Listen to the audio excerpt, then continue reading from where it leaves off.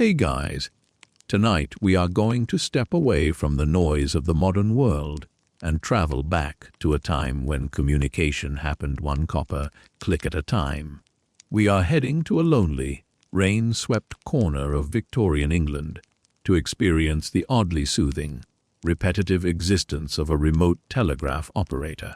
You are going to stand inside a small wooden shack beside a railway track, miles from the nearest town, listening to the rhythm of the rain and the metallic chatter of a brass machine.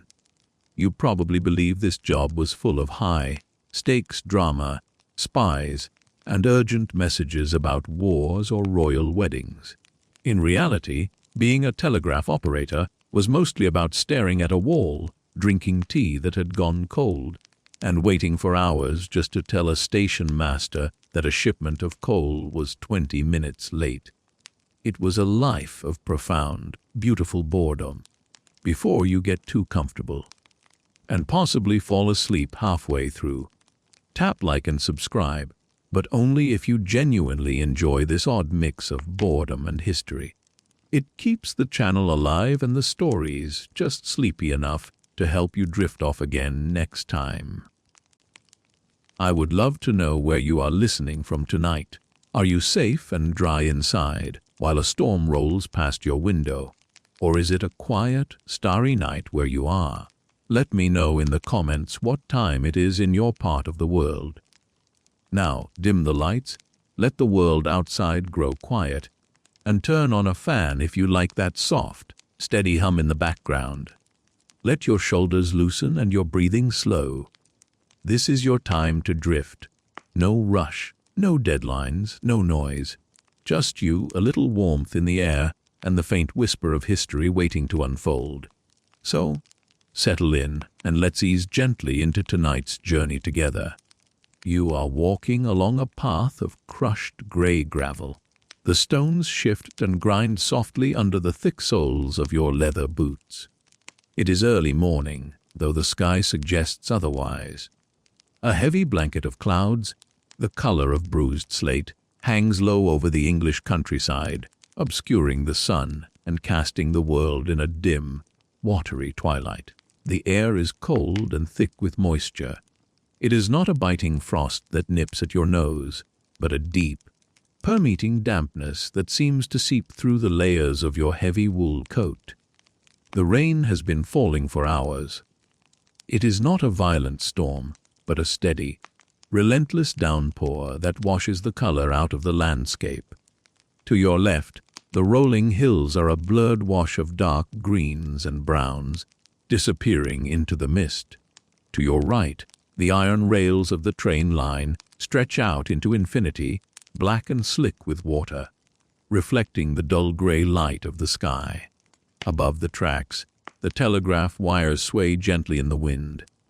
They are black lines cut against the gray clouds, sagging slightly between the wooden poles that march away into the distance like silent sentinels. These wires are your connection to the rest of the world, thin veins of copper carrying electric thoughts across the lonely miles. You pull the collar of your coat higher against the back of your neck. The wool is scratchy and smells faintly of wet sheep and coal smoke, a scent that seems to cling to everything in this era. A droplet of cold water finds its way past the brim of your hat and slides down your cheek. You brush it away with a gloved hand. Your leather gloves are stiff with the cold, resisting the movement of your fingers.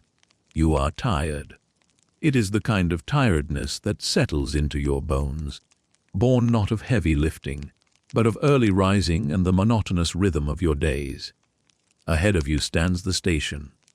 It is a small, solitary structure built of red brick that has darkened with age and soot. It sits alone beside the tracks, a tiny island of human order in the wild, wet landscape. The roof is made of slate tiles that gleam like fish scales in the rain. Water runs in steady streams from the gutters, splashing into the puddles that have formed in the muddy ground around the foundation. The windows are dark, reflecting only the gloomy sky. It looks abandoned, but you know better. It is simply sleeping, waiting for you to wake it up. You reach the door. It is a solid piece of oak, painted a deep, peeling green. The paint has bubbled in places, revealing the dark wood beneath. You reach into your pocket, your fingers fumbling for the iron key. The metal is freezing against your skin. You guide the key into the lock. The mechanism is stiff, protesting the cold and the damp. You have to jiggle it slightly, feeling the tumblers catch and release, before the bolt slides back with a heavy, satisfying clunk. You push the door open. It swings inward on iron hinges that groan softly, a sound of rusted metal rubbing against rusted metal.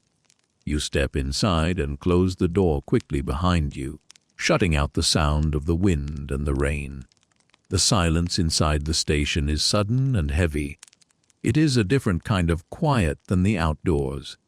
Outside, the silence is vast and open, filled with the rustle of wet grass and the distant call of birds.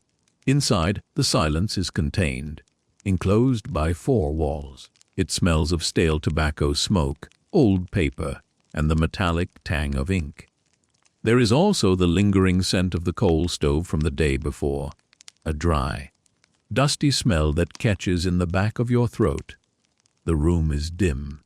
The only light comes from the gray windows, filtering through the grime and the rain streaks on the glass. You stand there for a moment, letting your eyes adjust to the gloom. You are in the main operating room, though room feels like a generous description for such a small space. It is essentially a wooden box. On one side, there is a ticket counter with a brass grill, though few passengers ever come to this remote outpost. On the other side is your domain, a wide, sturdy desk pushed against the wall, dominated by the telegraph instrument. You begin the slow process of shedding the outside world. You unbutton your heavy coat, your fingers working through the stiff buttonholes.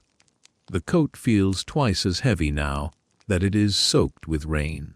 You shrug it off, feeling the cool air of the room hit your shoulders. You hang the coat on a wooden peg near the door. It drips steadily onto the floorboards, creating a small, dark pool of water. You take off your hat and shake it gently, sending a spray of fine droplets into the air.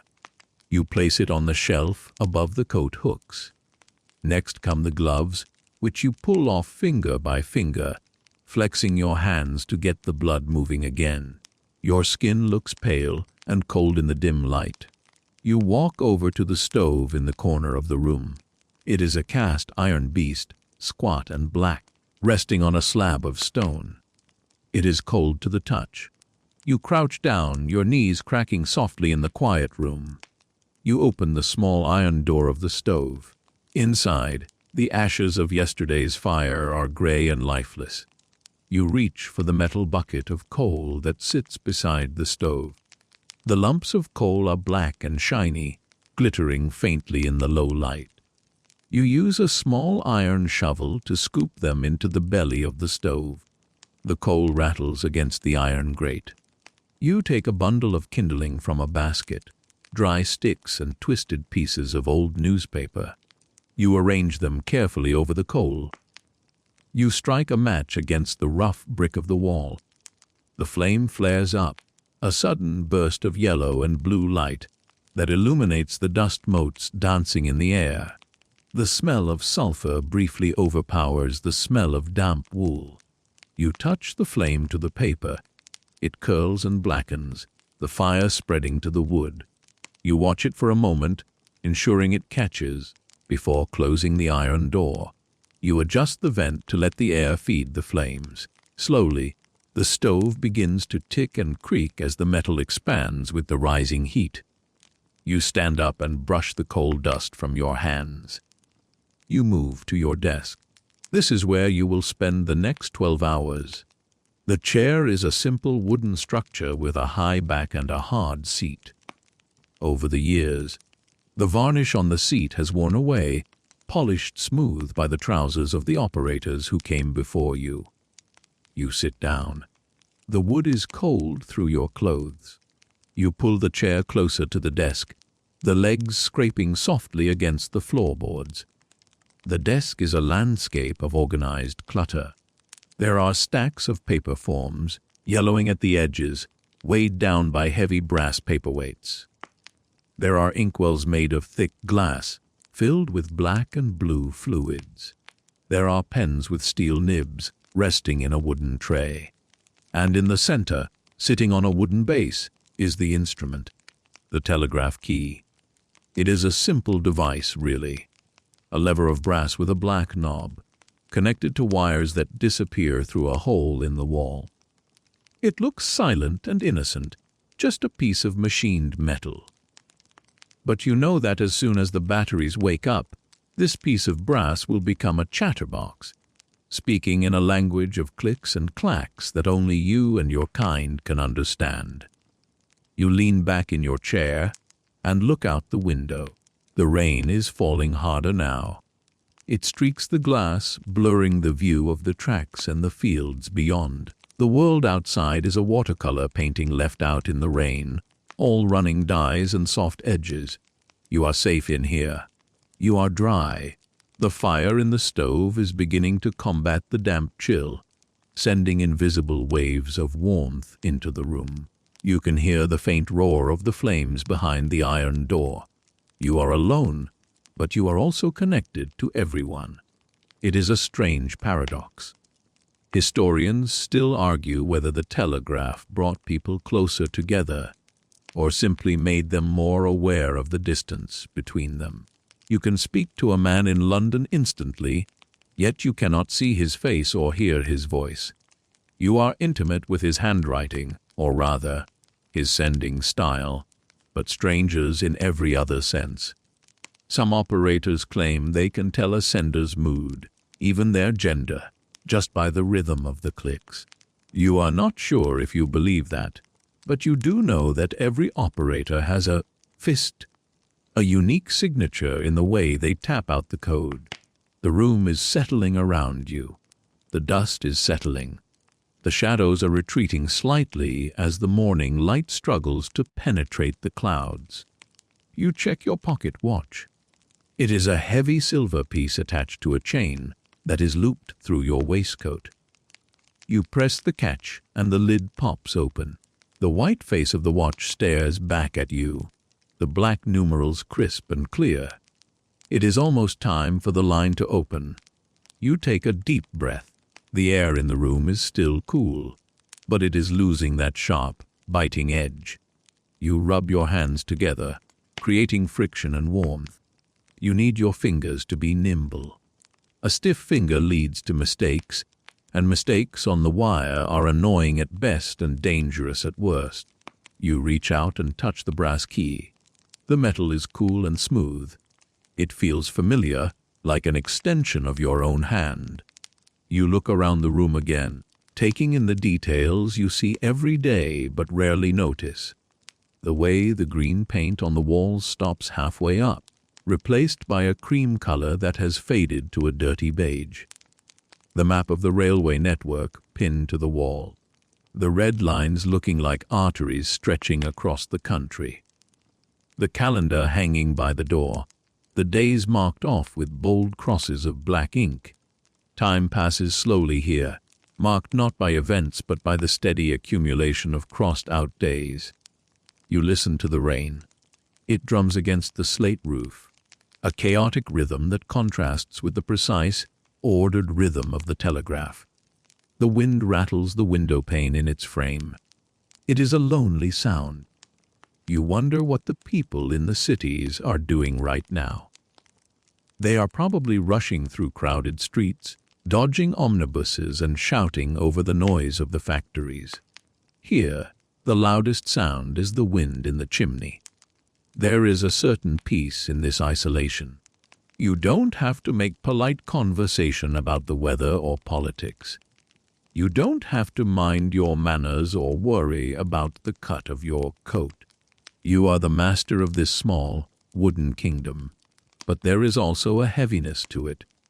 The silence can feel solid, pressing against your ears. You sometimes find yourself talking to the stove or the telegraph key, just to hear a human voice, even if it is your own. You reach for a rag that sits on the corner of the desk.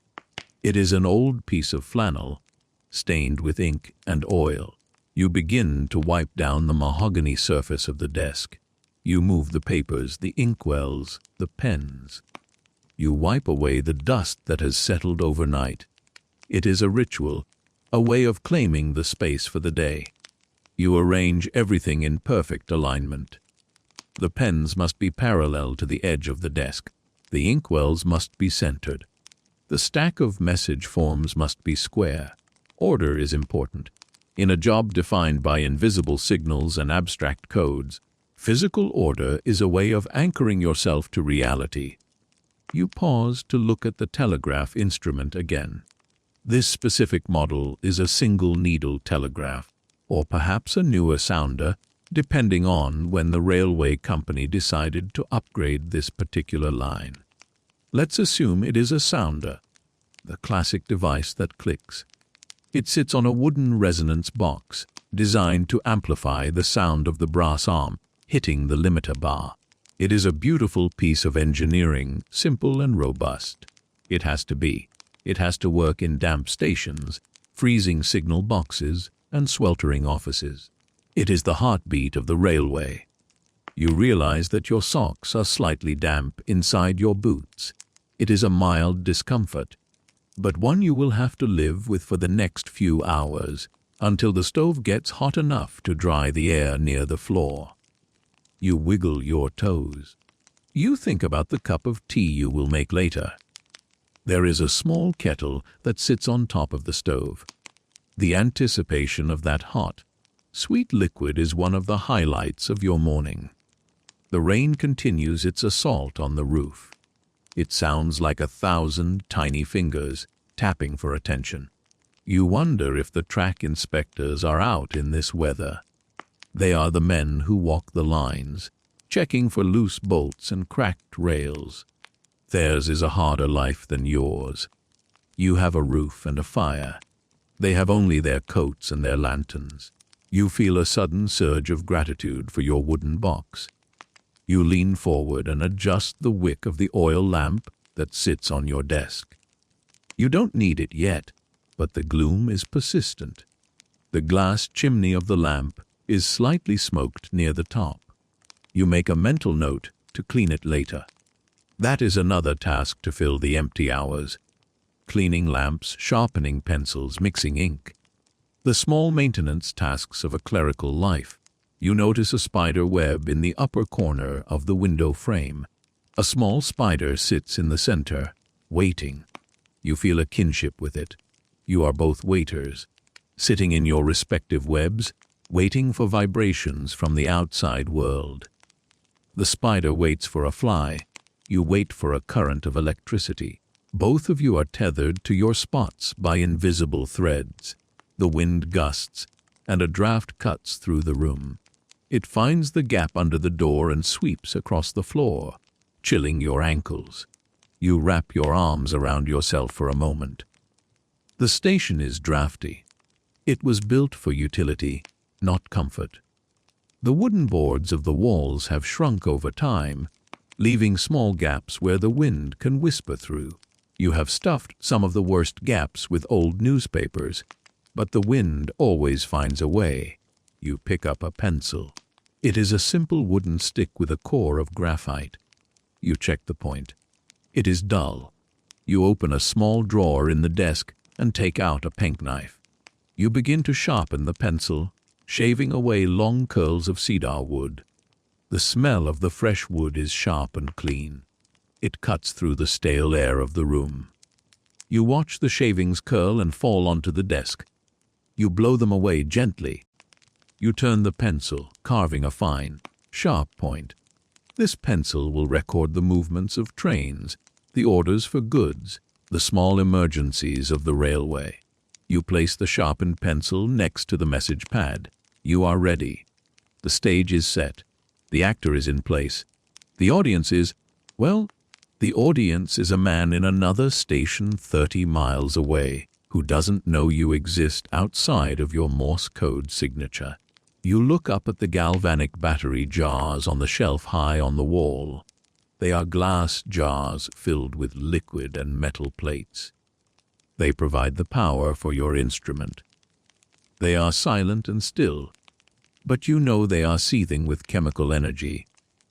They are the lungs of the telegraph, breathing electricity into the copper veins. They give off a very faint, acrid smell if you get too close, a reminder of the acid within. Mainstream history tells us about the great inventors of the telegraph: Morse, Wheatstone, Cook. It tells us about the first transatlantic cable and the golden age of communication. But it rarely mentions the damp socks. It rarely mentions the drafts or the smell of coal dust. It forgets the thousands of anonymous men and women who sat in small rooms like this, day after day, bridging the gaps between cities with their fingertips. You are one of those anonymous figures. You are a crucial cog in the machine of the Victorian Empire. Without you, the trains would run blind. Goods would be lost. News would travel at the speed of a horse. But right now, you are just a person in a cold room, listening to the rain. You close your eyes for a moment.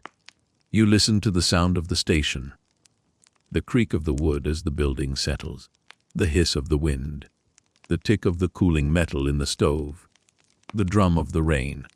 It is a symphony of solitude. It is peaceful in a way that modern life rarely is.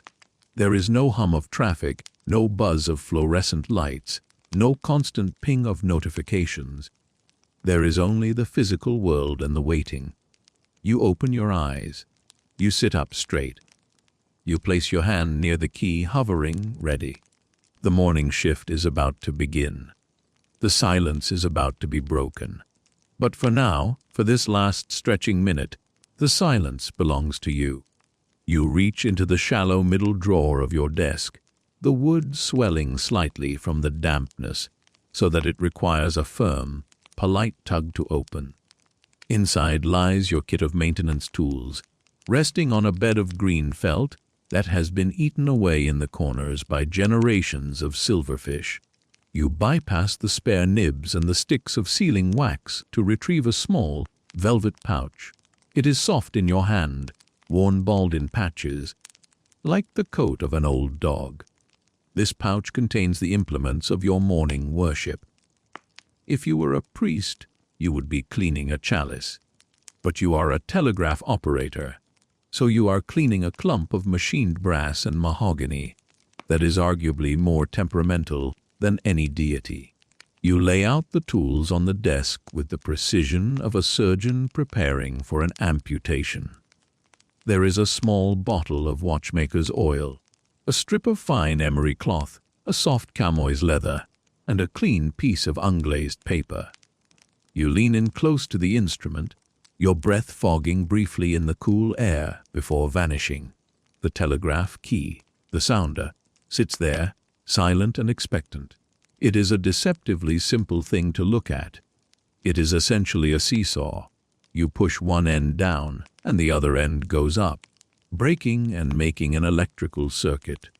But to you, and to the railway company that pays your meager wages, it is a precision instrument that requires absolute respect.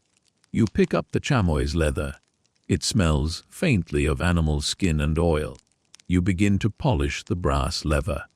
You rub the metal with slow, circular motions, watching the dull tarnish of the night give way to a soft, golden gleam. The brass is cold under your fingers, sucking the warmth right out of your skin, but the friction slowly generates a faint heat. You work your way along the arm of the key, polishing the trunnion screws that hold the lever in place. These screws are the joints of the machine. If they are too tight, the key is stiff and tiring to work, leading to the dreaded glass arm, a paralysis of the wrist that haunts the nightmares of every operator. If they are too loose, the signal becomes wobbly and indistinct, a stuttering voice on the wire. You pause to inspect the platinum contact points. These are the tiny metal nipples where the electrical connection actually happens. They are the vocal cords of the telegraph. You squint in the dim light. Dust is the enemy here. A single speck of coal dust or a microscopic fiber from your wool coat can lodge between these points, breaking the circuit and turning a vital message about a runaway train into absolute silence. You pick up the strip of clean paper. You insert it between the contact points and gently press the key down, trapping the paper. You pull the paper out slowly. It drags against the metal, sweeping away any invisible debris. You do this 3 times. It is a ritualistic superstition, perhaps, but you have never had a key fail you after the 3 paper sweep. You examine the paper for any gray smudges of oil or dirt. It comes away clean. Next comes the oil. You uncork the tiny bottle. The smell is distinct, light, sweet, and viscous. You take a thin pin, dip it into the oil, and transfer a droplet no larger than a tear to the pivot points of the key. You work the key up and down a few times, listening to the click, clack, click, clack. The sound is sharper now, crisp and clean. It doesn't drag. It doesn't squeak. It sounds like a soldier snapping his heels together. You wipe away the excess oil with the chamois. You cannot leave a mess. Oil attracts dust, and dust, as we have established, is the agent of chaos. You treat this machine better than you treat your own boots. You certainly polish it more often. There is a quiet satisfaction in this. The world outside is messy. The mud on the tracks, the rain on the roof, the unpredictable nature of the passengers. It is all chaotic. But here, in this square foot of desk space, you have control. You have geometry and physics obeying your commands. You turn your attention to the tension spring. This coiled wire determines how much force you need to press the key. You adjust the thumb screw on the back, tightening it by a fraction of a millimeter. You test the resistance with your index finger. It pushes back against you with a firm, springy vitality. Some operators like a feather touch, a key so light that a heavy breath could trigger a dash. You prefer a bit of resistance. You want to feel the work. You want to know that you are physically punching the electricity down the line. With the key groomed and ready, you stand up. Your knees pop, a sound that rivals the dry crackle of the kindling in the stove. The room is warming up, but the heat is pooling near the ceiling, leaving the floor in a permanent winter. You walk over to the shelf mounted high on the wall, where the batteries lie. These are not the sleek or A batteries of the future. These are Daniel cells, heavy glass jars that look like they belong in a wizard's apothecary. You gaze up at them. Inside each jar is a copper pot filled with a stunningly blue liquid, copper sulfate, and a porous earthenware pot filled with zinc and sulfuric acid. They are beautiful and slightly terrifying. The blue is the color of a tropical ocean, a stark contrast to the gray English rain battering the window. You check the connections. The copper wires connecting the jars are insulated with gutta percha, a rubbery substance from a Malaysian tree that smells vaguely of burnt plastic. You ensure the terminals are tight. You look for the telltale signs of corrosion, the creeping white crystals of zinc sulfate that grow like icy moss on the metal. You see a small patch forming on the third jar. You take a stiff, bristled brush from the shelf and scrape it away. The crystals fall like snow onto the floorboards. You make a mental note to mix a fresh batch of solution next week. Maintaining these batteries is chemistry in action. It is a messy, acidic business that stains your fingers and eats holes in your aprons. Historians still argue whether the long-term exposure to these fumes in poorly ventilated station houses contributed to the vague, nervous disorders often reported by veteran signalmen. You don't feel nervous, just chilly. You check the liquid levels. They are steady. The evaporation is slow in this damp weather. In the summer, you have to top them up with water constantly, playing nursemaid to the evaporating jars. You follow the thick, insulated wire that snakes down from the shelf, runs along the skirting board, and disappears through a hole in the floor. This is the ground wire. It travels down into the earth beneath the station, where it is soldered to a large copper plate buried deep in the clay. This connection to the earth is vital. The earth acts as the return path for the electrical current, completing the giant loop that stretches for miles. You think about that plate buried in the wet, dark soil. It is down there with the worms and the roots of the old oak trees. The rain that is making your morning miserable is actually helping the telegraph. Wet earth conducts electricity better than dry earth. The soaked ground is essentially greasing the wheels of communication. You appreciate the irony. The weather that makes the railway dangerous makes the telegraph safer. You return to the desk. There is one last instrument to check the galvanometer. This is a vertical needle behind a glass face, mounted in a wooden box. It is the compass of the circuit. When a current flows, the needle swings. It is your visual confirmation that the line is alive. Right now, the needle hangs perfectly vertical, pointing to 0. The line is idle. You sit down again. The leather of the chair creaks. You reach out and flip the brass switch on the side of your instrument, moving it from receive to send. This disconnects the line from the earth and routes it through your key. The circuit is now open, waiting for you to close it. You place your hand in the operating position. Your wrist is high, your fingers curled gently, your index and middle fingers resting on the black knob of the key. Your thumb rests lightly on the side to stabilize your hand. It is a pose you have held for thousands of hours.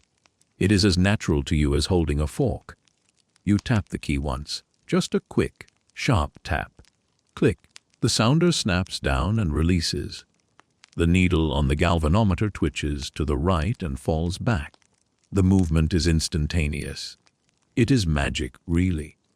That tiny pulse of electricity you just released shot out of your station, raced along the wet wires, zipped past the shivering sheep in the fields, flew over the heads of the farmers, and registered on the needle of the next station down the line. You do it again. Click, clack. You are checking the bias of the instrument. You listen to the tone. Is the make, the down click as loud as the break, the up click? They should be distinct but balanced. A heavy make means the magnets are pulling too hard. A loud break means the spring is snapping back too aggressively. Today the sound is crisp. It is a dry, woody sound amplified by the resonance box. It is the sound of readiness. You realize you are humming. It is a low, unconscious drone that vibrates in your chest. You stop immediately. A telegraph operator does not hum, he listens. You look at the message pad. It is blank. The day has not officially begun. You glance at the window. The condensation is building up on the inside of the glass, fogging the view of the rain. You reach out and wipe a small porthole with your sleeve. The train tracks are still empty. The signals are set to danger. The red arms horizontal against the gray sky. Nothing is moving. You pick up a heavy brass paperweight and move it 2 inches to the left. Then, deciding that was a mistake, you move it back. You are fidgeting. It is the nervous energy of the morning ritual. You want the first message to come through just to break the tension. You verify the inkwell. You dip a steel-nibbed pen into the black liquid and make a small squiggle on a scrap of paper. The ink flows smoothly. It is a good batch. Sometimes, in the winter, the ink gets thick and gummy, clogging the nib. You have to dilute it with a drop of vinegar or tea. Today, it is perfect. You look at the connection terminals on the back of the instrument. These are the heavy brass screws that clamp the wires coming from the wall. You give each one an experimental twist with your fingers. They are rock solid. A loose connection here creates resistance, which creates heat, which wastes battery power. You are a measure with your battery power. You treat every volt like a gold sovereign. You lean back, satisfied. The machine is awake. The batteries are breathing. The wire is singing metaphorically, although sometimes the wind actually makes the wires sing a mournful note outside. You have performed the liturgy of the telegraph. You have blessed the copper and the zinc. You feel a sense of proprietorship over the invisible line that stretches out from your desk. For the next 12 hours, that wire is yours. You are the gatekeeper of information. If the Queen herself wanted to send a message down this line, she would have to wait until you were ready to receive it. Well, perhaps not the Queen. She probably has people for that. But certainly the local mayor. The stove gives a sudden, loud pop as a pocket of gas in the coal expands. It startles you slightly, breaking your reverie. You look over at the fire. The flames are licking up behind the grate now, orange and cheerful. The heat is finally beginning to radiate outward, pushing back the damp chill that hangs around your ankles. You can smell the faint, dusty scent of warming iron. It is a cozy smell, the smell of safety. You glance at the clock on the wall. It is a heavy, round-faced thing with Roman numerals. The minute hand bumps forward with a heavy, mechanical thud. It is time. The network usually wakes up around now. The main hubs in London and Manchester will be sending out their time signals, synchronizing the clocks of the railway empire. You wait for the time signal. It is usually a single long dash at precisely 10:00 a.m. You watch the galvanometer needle. It hangs there, dead still. You watch it with the intensity of a cat watching a mouse hole. Suddenly, the needle jerks. The sounder clatters. Click, clack, click. It is not the time signal. It is a call from the station up the line. The code is fast, a little sloppy. It's BR. That's the code for Birmingham. Or maybe breakfast. No, definitely Birmingham. It's a line check. You reach for the key. Your hand settles instantly into the rhythm. You tap out a response. Click, clack. Click, click, click. RD. Received. Ready. The connection is made. The silence is broken. The invisible handshake has occurred. You are no longer alone in a wooden box in the middle of a rainstorm. You are part of the great electric nervous system of Britain. You feel a strange thrill, the same thrill you felt the very first day you sat at a key. It is the thrill of action at a distance. You just touched a piece of brass in a field in the middle of nowhere, and a piece of brass in a city 20 miles away moved in sympathy. It never gets old. You settle back into the chair, the leather sighing beneath you. The ritual is complete. The machine is happy. Now begins the waiting. The long, slow, beautiful waiting. You take a moment to appreciate the contrast between the high-tech nature of your job and the primitive conditions of your comfort. You are operating the most advanced communication technology on the planet, yet you are wearing 2 pairs of wool socks because the floor is freezing. You are sending thoughts at the speed of light, or close enough. But your lunch is a cold pork pie wrapped in a handkerchief. You look at the rain again. It seems to be easing slightly, or maybe you have just stopped noticing it. The rhythm of the drops is now just a background texture to the potential rhythm of the wire. You wonder if the operator at the other end is doing the same thing. Is he staring at his rain? Is he wearing 2 pairs of socks? You will never ask him. It is not professional. You will just trade codes about coal tonnage and passenger manifests. But you know he is there, a phantom brother in the fraternity of the key. Your stomach gives a polite rumble. You ignore it. It is too early for the pork pie. That is a treat reserved for the midday lull. For now, you will survive on the smell of the coal smoke and the satisfaction of a clean machine. You pick up the chimois again and give the mahogany base of the sounder one last, affectionate wipe. It gleams dark and rich in the firelight. It is a good machine. It is a good station. It is a good, boring day. Word count 2465. Awaiting. Sota Ainu. Section 3. The morning maintenance is complete. The brass shines, the battery acid is content, and the nibs are sharp enough to draw blood. Now begins the true work of your profession, which is, paradoxically, to do absolutely nothing. You settle back into the wooden embrace of your chair, shifting your weight until you find that one specific groove in the seat that doesn't numb your legs. The silence of the station returns, rushing in to fill the void left by your earlier movements. This is not the peaceful silence of a library or the reverent silence of a cathedral. It is a heavy, expectant silence. It is the silence of a held breath. The air in the room feels charged, thick with the potential for noise. You are sitting inside a giant ear, listening for a whisper from 100 miles away. You fold your hands over your stomach. The wool of your waistcoat is rough against your thumbs. You stare at the galvanometer needle. It remains stubbornly vertical, a tiny iron finger pointing at the ceiling, refusing to acknowledge your existence. The line is dead quiet. This is the heavy weight of silence that veteran operators talk about. It is a physical pressure, a sensation that the air itself is pressing against your eardrums, waiting for the electrical release. The rain outside has shifted its tempo. It is no longer the frantic drumming of the early morning squall. It has settled into a steady, monotonous drizzle, a soft hiss that wraps the station in a cocoon of white noise. It is a sound so constant that your brain begins to filter it out, turning it into a texture rather than a noise. It becomes the auditory wallpaper of your life. You look around the room, your eyes tracing the same path they trace every day. You count the floorboards.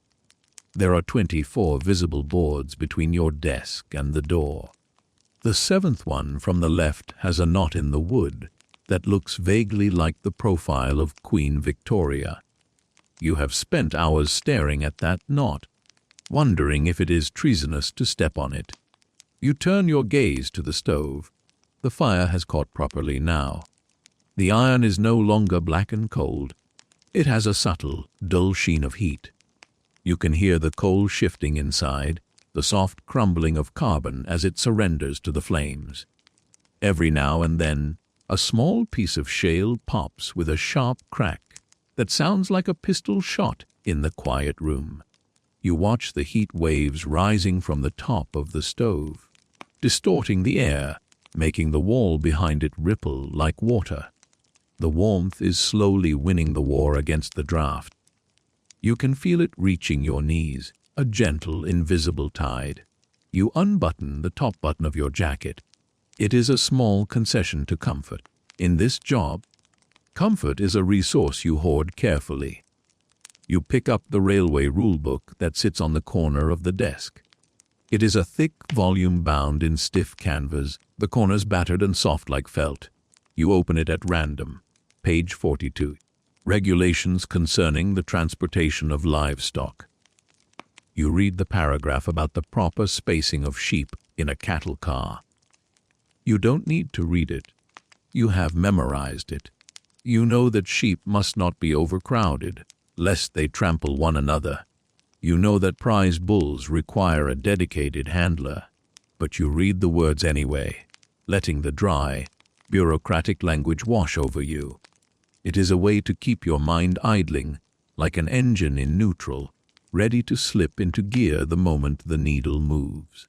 Historians of the Victorian era often focus on the rapid pace of industrial change, the speed of the locomotives, the whir of the factories. They rarely discuss the sheer, crushing boredom that accompanied this progress. For every minute of high-speed travel, there are hours of waiting. Waiting for the signal to drop, waiting for the steam pressure to rise, waiting for the track to clear. You are a professional waiter. You are a monk of the order of the delayed arrival. You close the book and push it away. The dust motes are dancing in a shaft of gray light that has managed to pierce the gloom. They swirl in complex, chaotic patterns, driven by the convection currents from the stove. You try to follow a single speck of dust with your eyes, tracking its journey from the coal bucket to the ceiling. It is a game you play to keep your focus sharp. If you can track a dust mote, you can track a fast Morse transmission. Your eyes drift back to the instrument. The sounder. It sits there, mocking you with its stillness. You sometimes experience a phenomenon that the company doctors have started to whisper about in their medical journals. They call it Telegraph's or the phantom click. In the deep silence, amidst the hiss of the rain and the murmur of the fire, you swear you hear the instrument move. A sharp click, clack that is as clear as a bell. Your hand jerks toward the key. Your heart leaps. But the needle hasn't moved. The sound was a ghost, a hallucination conjured by a brain starved of stimulation. You lean forward, resting your chin in your hand. You are bored. It is a profound, existential boredom. It is the kind of boredom that makes you question the nature of time. Has it been 10 minutes since you checked your watch? Or 10 hours? You check, it has been 7 minutes. You sigh, a long exhalation that disturbs the dust motes. You decide to inspect your own handwriting. You pull a fresh message form from the stack. The paper is thin and cheap, pinkish in color. You dip your pen and write the word boredom in your best copperplate script. You examine the loops and the curves. You try again, this time writing. The quick brown fox jumps over the lazy dog. You shade the downstrokes perfectly. You are proud of your penmanship. It is the only artistic outlet you have. In a world of standardized codes and rigid schedules, the flourish on a capital T is your rebellion. You crumble the paper and toss it into the stove. It flares up instantly, a brief flash of yellow that brightens the room for a second before vanishing. You watch the ash float up the chimney. Outside, the wind picks up. It whistles around the corner of the station, a lonely, mournful sound. It rattles the sash window in its frame. Thump, thump. You look at the window. The condensation has fogged it up completely again. You are sealed in a bubble of frosted glass. You reach out and draw a smiley face in the moisture. Then, feeling ridiculous, you wipe it away with your palm. You think about the operator at the main junction, 20 miles away. Is he sitting in a silence like this? Probably not. The junction is a busy place. He has 3 instruments on his desk, chattering constantly. He has clerks running back and forth with paper slips. He has the noise of the shunting yard outside his window. You feel a flash of jealousy, followed immediately by relief. You don't want that stress. You like your quiet box. You like your sheep rules and your dust motes. But the silence is heavy today. It presses on your chest. You find yourself tapping your foot against the floorboard, creating a rhythm. Tap, tap, tap, tap. You realize you are tapping out the code for hello with your boot. You stop. You are becoming part of the machine. You stand up and stretch. Your spine cracks audibly. You walk the length of the room, 4 paces to the door, turn, 4 paces to the desk. You are a tiger in a very small, very boring zoo. You stop at the map on the wall. It is a grand map of the British Isles, the railway lines marked in bold red ink. You trace the line with your finger, following it from the smoky heart of London, up through the industrial Midlands, past the great junctions, until your finger stops at a tiny, unnamed dot in the middle of a green emptiness. That is you. You are the dot. You wonder what it would be like to be a dot in a different place. A dot in Cornwall, perhaps listening to the ocean instead of the rain. or a dot in the highlands, watching the snow fall. But the railway company does not care about your geographical preferences. You are a unit of labor, assigned to the dot where you are most needed. You return to your chair. The stove gives a heavy clunk as the metal contracts or expands. You are never sure which. The smell of the coal smoke is stronger now. It hangs in the air, a sulphurous incense. It is a comfortable smell, the smell of Victorian industry. It smells like progress, or at least the byproduct of it. Suddenly, a vibration runs through the floor. It is faint at first, a trembling in the soles of your boots. You look at the teacup sitting on the corner of the desk.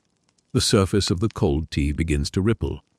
Concentric circles radiate from the center, shaking violently. The train is coming. It is not stopping. This is the 10:45 express to the coast. It has no business with your tiny station. It is a beast of a higher order. The vibration grows stronger. The window panes begin to rattle in their frames, a frantic buzzing sound. The tools on your desk start to dance. The pencil rolls an inch to the left.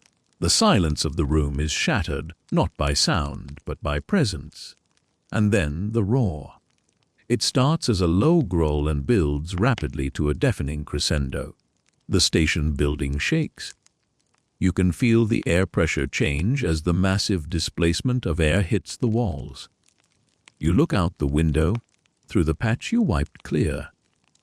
A wall of noise and steel blurs past. You see the spinning blur of the massive driving wheels, the flash of the brass nameplate, the white steam tearing past the window. You catch glimpses of the carriages. First class, with its plush velvet seats and warm lamps. Second class, crowded and dim. Third class, a wooden box not unlike your own. It is a moving city, screaming past you at 40 miles an hour. And then, as quickly as it arrived, it is gone. The roar fades to a rumble, the rumble to a murmur, the murmur to a vibration. The red taillight of the guard's van disappears into the mist. The silence rushes back in, crashing over you like a wave. But the room is different now. The air has been churned up. The dust motes are moving faster. The smell of coal smoke is joined by the sharp, oily smell of hot steam and grease that forced its way through the cracks in the window. The station feels smaller, more insignificant. You have just witnessed the raw power of the age, and it didn't even tap the brakes for you. You look at the galvanometer. The needle is trembling slightly, not from an electrical signal, but from the residual vibration of the ground. It slowly comes to rest. Vertical silent. You feel a strange sense of melancholy. The train was an event. It was movement, life, energy. And now you are left with the dripping rain and the ticking stove. You are the lighthouse keeper who watches the ships sail past, knowing he can never join them. You pick up the pen again. You spin it between your fingers. The balance is perfect. You wonder if you could learn to juggle. Probably not in here. You would break the lamp. There is a debate among historians about the psychological toll of this isolation. Some argue that the remote telegraph operators were the most stressed employees of the railway, suffering from the constant vigilance required by the silence. Others argue that it was a haven for the introverted, a job where you could exist in your own head for hours at a time. You tend to agree with the latter. The silence is heavy, yes, but it is also yours. It is a private space where you can think or dream, or simply exist without the demands of social interaction. You watch a drop of water slide down the inside of the window pane. It gathers speed, collecting other smaller drops along the way, until it hits the wooden sill with a silent splash. You have just witnessed the entire life cycle of a condensation droplet. This is the level of excitement your morning has to offer. You check the battery jars on the shelf again. They haven't moved. The blue liquid is still blue. The zinc is still dissolving. It is a slow, motion chemical tragedy occurring right above your head. You lean back and close your eyes for a moment. You listen to the room. The rain, the stove, the creak of the wood, the wind. It is a symphony of the mundane. If you listen closely enough, you can hear the rhythm in it. The rain is the percussion. The wind is the strings. The stove is the brass section warming up. You open your eyes. You are ready. You have made peace with the silence. You have accepted the weight of it. You are a rock in the stream of time, letting the minutes flow around you. And then it happens. The needle twitches, just a fraction to the left. A warning, movement. The sounder speaks, a single, sharp, metallic syllable. It echoes in the quiet room like a gunshot. The silence shatters instantly. The heavy weight lifts. Your heart gives a little jump, not of fear, but of purpose. You sit up straight, your lethargy vanishing in a microsecond. Your hand hovers over the key. Click, clack, click, click. The code flows. It is the call sign for your station. Someone somewhere wants to talk to you. The long wait is over. The invisible line is awake. You are no longer a man in a box. You are a node in the network. You reach out and grasp the black knob of the key. The brass feels cool and solid. You press down, click. You are now fully engaged. The lethargy of the last hour has evaporated, replaced by a sharp, crystalline focus. The room around you, the rain, the stove, the Queen Victoria knot in the floorboard, fades into the periphery. Your world has shrunk to the size of the brass instrument in front of you. The silence has been colonized by sound. The sounder is chattering now. It is a rhythmic, staccato language of metal striking metal. To an outsider, it would sound like frantic random noise, a mechanical woodpecker attacking your desk. But to you it is as clear as spoken English. In fact, it is clearer. Spoken English is messy. It is full of ums and ahs and mumbling. Morse code is binary perfection. It is either a dot or a dash. It is there or it is not. You translate the incoming stream instinctively. Your brain doesn't even spell out the letters anymore. It recognizes the rhythmic shape of whole words. The message is coming from the district goods manager at the main hub. It is not a declaration of war. It is not a royal decree. It is, in true Victorian fashion, a complaint about logistics. REAGARDINGACOALUNWAGON 40 toe. You dip your pen into the inkwell.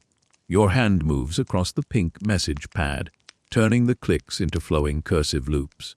The contrast between the mechanical, jerky sound of the telegraph and the fluid, silent motion of your pen is pleasing. You are the transducer, the human interface that converts electricity into bureaucracy. SUSPECTEDYNEXLUFRACTUREDETAINAT. SIDINGU. The message continues. It is incredibly boring. You are being instructed to inspect a wagon of coal that isn't even scheduled to arrive for another 3 hours. But you write it down with the solemnity of a monk transcribing scripture. This is the whisper from the wire. It is the mundane pulse of the Industrial Revolution. There is a certain soothing quality to this administrative chatter.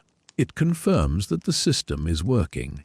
It confirms that there are men in offices miles away, worrying about axles and coal and timetables. It is a web of worry that holds the empire together, and you are holding one of the strings. The clicking stops. The sender sends the termination code. FN. Finish. You tap out your acknowledgement. RD. Received. The needle goes vertical. The silence rushes back in, but it is different now. It is a satisfied silence. You have performed your function. You tear the sheet off the pad and spike it onto a metal spindle on your desk. It joins 2 other notes from yesterday, a small paper graveyard of forgotten orders. But the wire doesn't stay quiet for long. Today is evidently a chatty day on the line.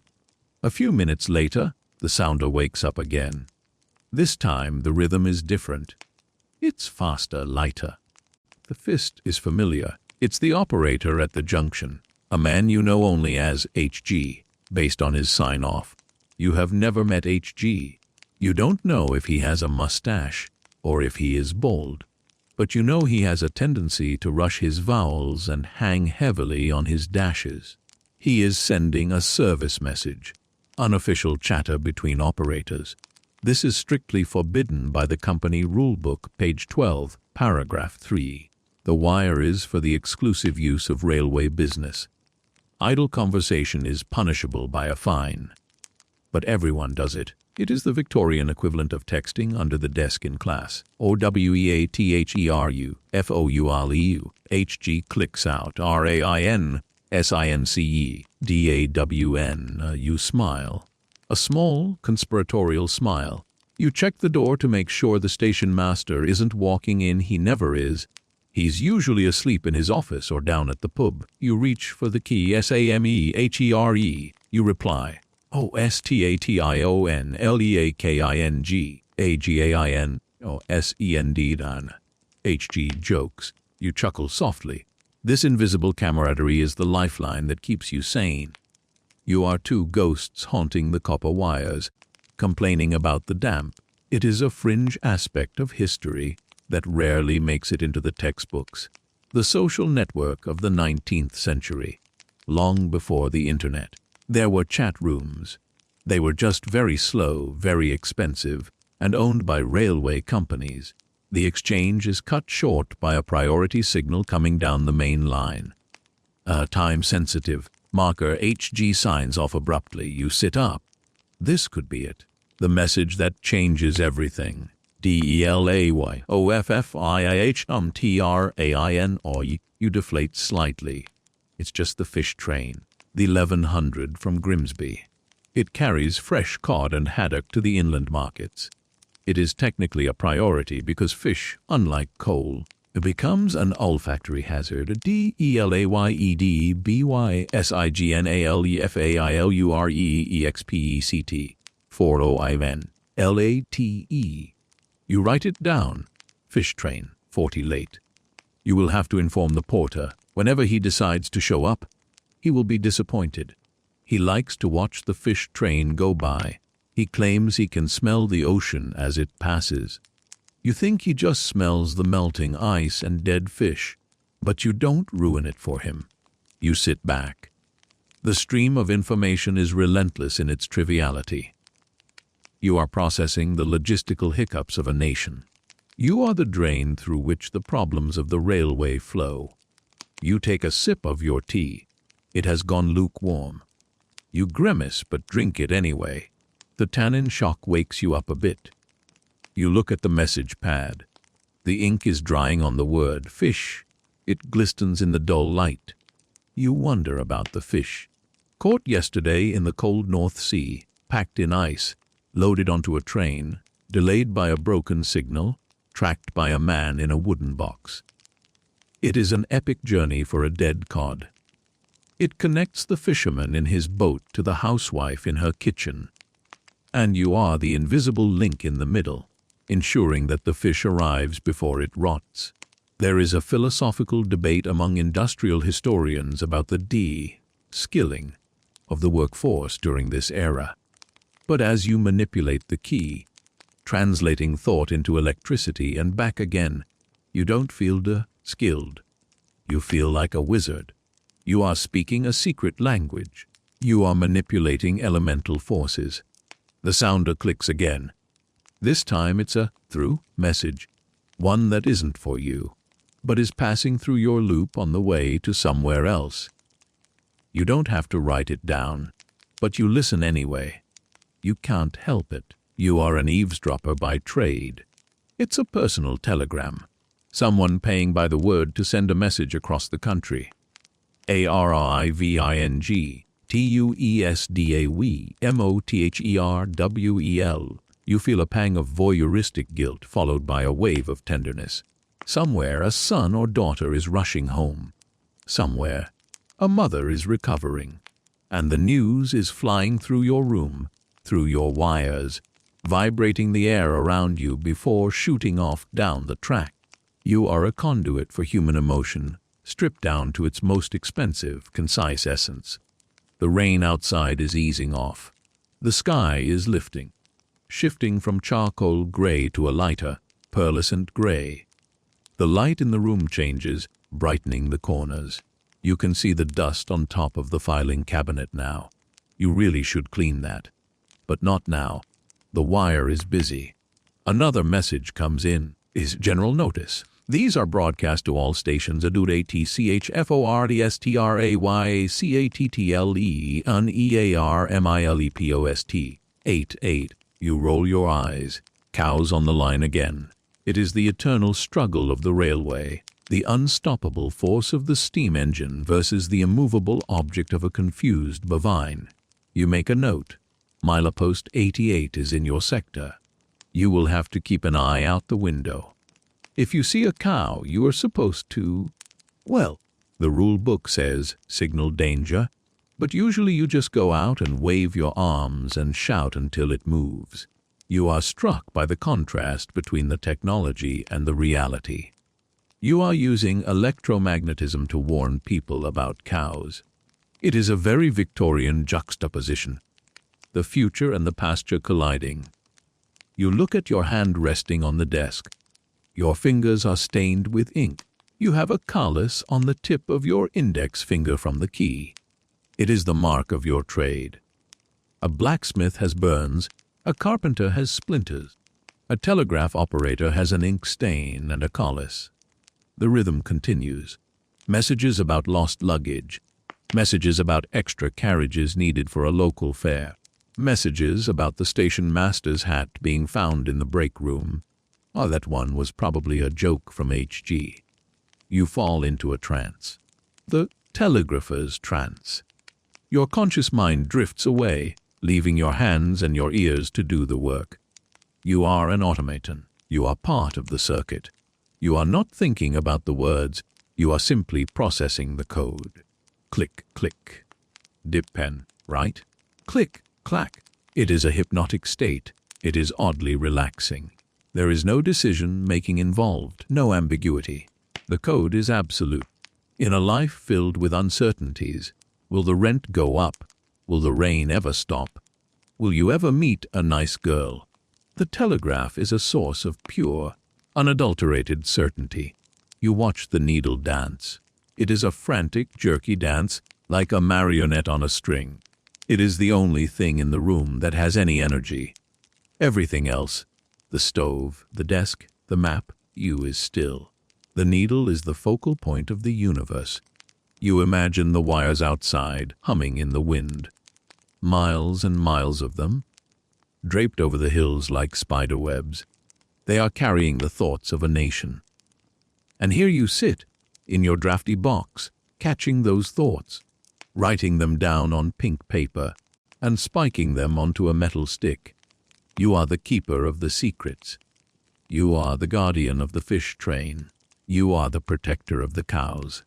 The stream of messages begins to slow down. The midday lull is approaching.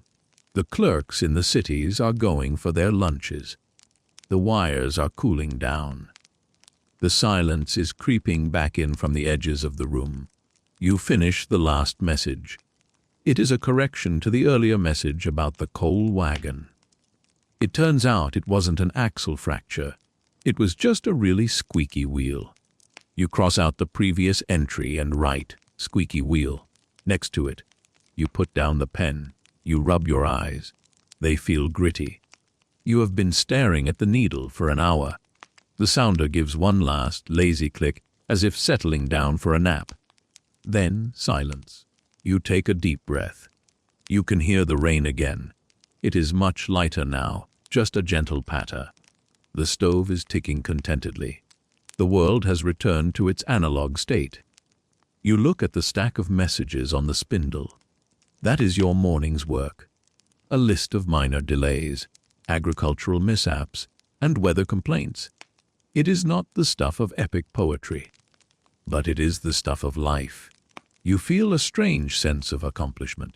You have kept the blood flowing in the veins of the empire. You have done your duty. Now it is time for that pork pie.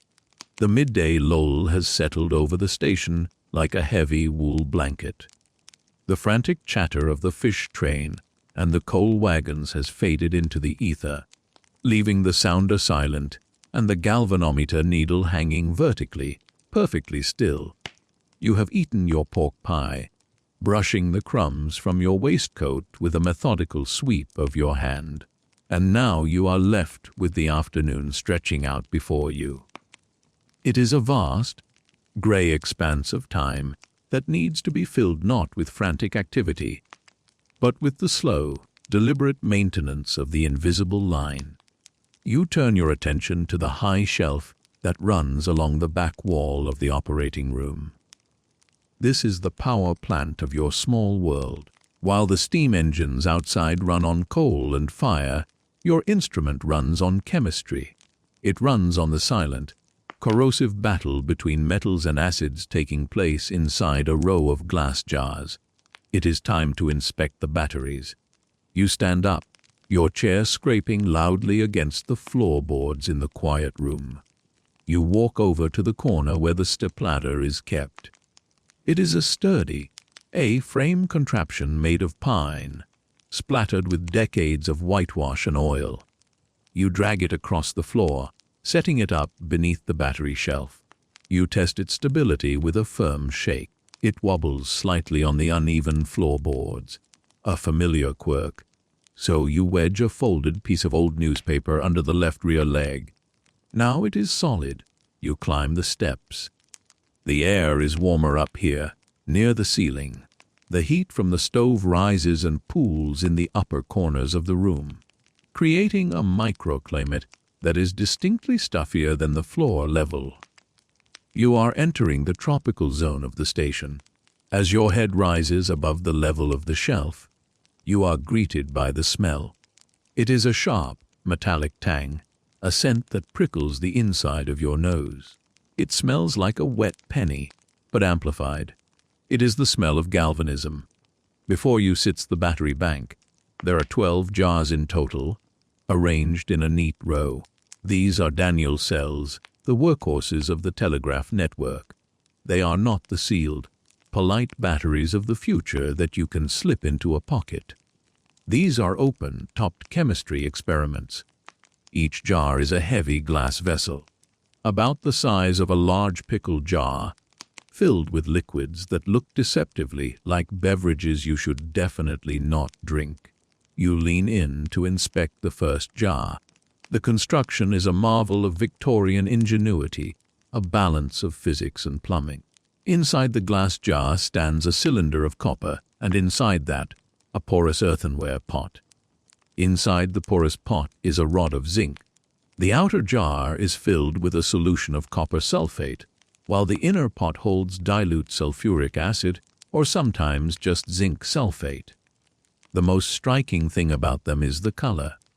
The copper sulfate solution is a brilliant electric blue. It is the color of a tropical lagoon, or a stained glass window in a cathedral. In this drab room of browns and grays, of soot and unpainted wood, this row of blue jars looks like a collection of captured jewels. It is the only vibrant color in your entire working life. You find yourself staring into the liquid, mesmerized by its clarity. It looks pure, but you know it is poison. Blue vitriol. The old chemists called it, a name that sounds both beautiful and dangerous. You are looking for trouble. Specifically, you are looking for the creeping salts. As the battery operates, the chemical reaction produces zinc sulfate crystals. These white, icy-looking crystals have a habit of climbing. They grow up the side of the zinc rod, up the walls of the porous pot, and even over the lip of the glass jar.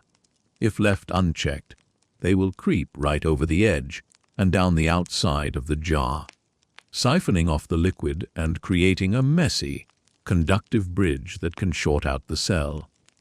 You spot a culprit in the fourth jar. A crust of white crystals has formed around the rim, looking like a rim of salt on a margarita glass, though one that would burn your tongue off. You reach into your pocket and pull out a dedicated tool for this job. A flattened piece of whalebone, or perhaps a simple wooden spatula. You cannot use metal to scrape the crystals, or you might accidentally create a short circuit and get a nasty spark. You work carefully. You scrape the white crust away from the rim, letting the crystals fall back into the solution or catching them in a rag. The sound is a dry, gritty crunch. You are like a gardener pruning a very toxic plant. You work your way around the rim, clearing the creeper. You check the zinc rod.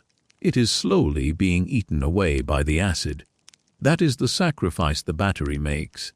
The zinc dies so the message can live. You check to see if the rod is becoming too thin or pitted. If it breaks, the cell dies. This one looks healthy enough, thick and gray, though covered in a black slime of oxidation that you will have to wipe off later. You move to the next jar. This one is low on liquid. The blue solution has evaporated in the warmth of the upper room. You need to top it up. You climb down the ladder, your boots thudding heavily on the rungs. You walk over to the supply cupboard in the corner. Inside, you have a large jug of distilled water and a bag of copper sulfate crystals. These crystals are jagged, blue rocks that look like rock candy. You take a handful of the blue crystals and drop them into the copper pouch within the jar. They clink softly as they hit the bottom. Then you carefully pour the water from a ceramic pitcher. You have to be steady. You pour it down a glass funnel so it doesn't splash. A splash here is not just a mess, it is a hole in your trousers. Every telegraph operator has at least one pair of trousers with tiny, burn-edged holes speckled across the thighs, the mark of the battery. As the water mixes with the crystals, the blue color deepens. You watch the current swirl inside the jar. You are feeding the machine. You are the stoker of the electrical fire. Mainstream history records the names of the men who invented these devices. John Daniel, William Grove, but it rarely mentions the thousands of hours spent by operators like you, balancing on ladders, pouring blue water into glass jars, trying not to inhale the fumes.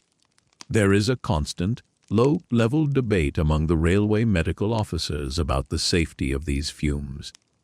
Some argue that the hydrogen gas released is negligible and that the open ventilation of the stations is sufficient. Others suggest that the chronic inhalation of sulfuric acid vapor, however faint, leads to a softening of the teeth and a general malaise. You rub your tongue against your teeth. They feel firm enough, though perhaps a bit gritty from the coal dust. You decide not to worry about it. In a world of cholera and consumption, a little battery fume seems like a minor threat. You turn your attention to the connections. The jars are wired together in a series, copper to zinc, to boost the voltage. The wires connecting them are short, thick lengths of copper. You check the terminals where the wires are clamped down. These are prone to corrosion. The acid air eats at the metal, forming a green crust of verdigris. You take a piece of emery cloth and polish a terminal on the seventh jar until it shines like new money. You tighten the screw. A loose connection here adds resistance to the line, making the signal weak and sticky. At the other end, you want your signal to be strong. You want to punch through the resistance of the miles. You pause to look at the insulation on the wires leading away from the battery shelf. It is a brownish, rubbery coating. This is gutta percha. It is a material that changed the world, yet few people outside of the industry know what it is. It is the dried latex of the Palaquium gutta tree, found in the distinct jungles of the Malay archipelago. It is the plastic of the Victorian age. Unlike rubber, it doesn't rot when wet. It actually likes the water. It is the only reason submarine cables are possible. You run your finger along the gutta percha wire. It feels smooth and slightly waxy. You consider the strange global supply chain that connects you to this room. You are staring at zinc from a mine in Wales, copper from the Americas, and sap from a tree in Borneo, all sitting on a shelf in a damp English station, working together to tell a man in London that the fish train is late. It is a dizzying thought. The Industrial Revolution is a massive machine for moving matter around the planet and assembling it in strange combinations. You follow the main wire as it leaves the battery bank. It runs along the wall, held in place by porcelain cleats that look like small white buttons. It travels down the wall, behind the map of the railway, and disappears behind your desk. From there, you know it goes through the floor and connects to the earth plate, buried outside. The connection to the earth is the source of endless fascination and frustration for operators. The earth is supposed to be a neutral, infinite sink for the current, but the earth is moody, sometimes during a geomagnetic storm, what the scientists call earth currents. The ground itself becomes charged. You have heard stories from old timers about days when the northern lights were visible and the telegraph lines ran themselves. They say you could disconnect the batteries entirely, and the instrument would still chatter away, powered solely by the electricity swirling in the crust of the planet. Historians and physicists still argue about the extent to which these earth currents disrupted early communications. Some claim the accounts are exaggerated. Others insist that solar flares caused massive, ghostly disruptions where the telegraph keys would spark and melt. You have never seen it that bad, but you have definitely had days where the needle wandered aimlessly, pushed by invisible magnetic tides in the soil. On those days, you feel less like an operator and more like a dowser, trying to divine meaning from the noise of the earth. You finish with the last jar. You wipe your hands on a rag that you keep specifically for battery hands. It is stained with blue and black streaks. You will wash your hands thoroughly with carbolic soap as soon as you get down. The fear of rubbing your eyes with zinc sulfate on your fingers is a constant, low-level anxiety.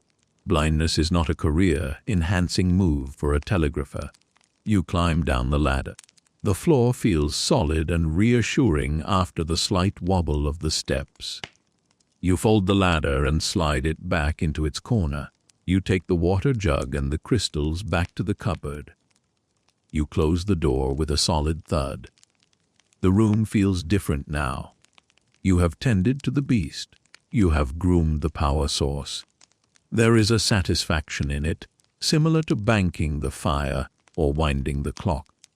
You have purchased another 24 hours of clear communication. You walk over to the washstand in the corner. It is a simple iron frame holding a ceramic bowl and a pitcher of water. You pour some water into the bowl. It is cold. You pick up the bar of yellow soap. It smells of disinfectant and grit. You lather your hands vigorously, scrubbing the knuckles and the fingernails. You rinse and dry them on a rough towel. Your hands are red from the cold water and the scrubbing, but they are clean. They are ready to touch the key again. You return to your desk. You sit down. The leather chair is still warm from your previous occupancy. You look at the galvanometer. It is still silent. The batteries are doing their work, holding the potential energy in check, waiting for the circuit to close. You take a moment to observe the battery shelf from below. The jars are just visible over the edge, a row of glass sentinels. You can't see the blue liquid from here, but you know it's there.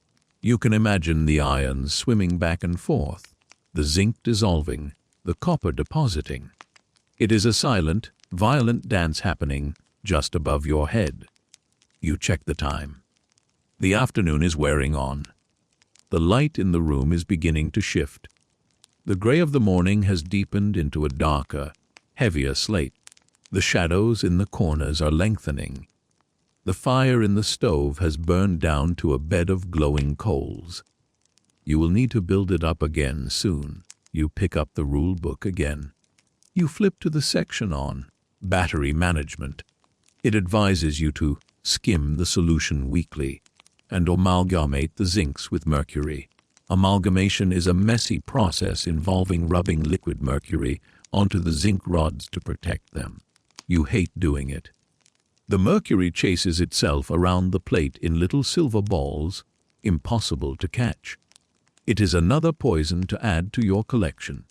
You are glad you don't have to do that today. You look out the window.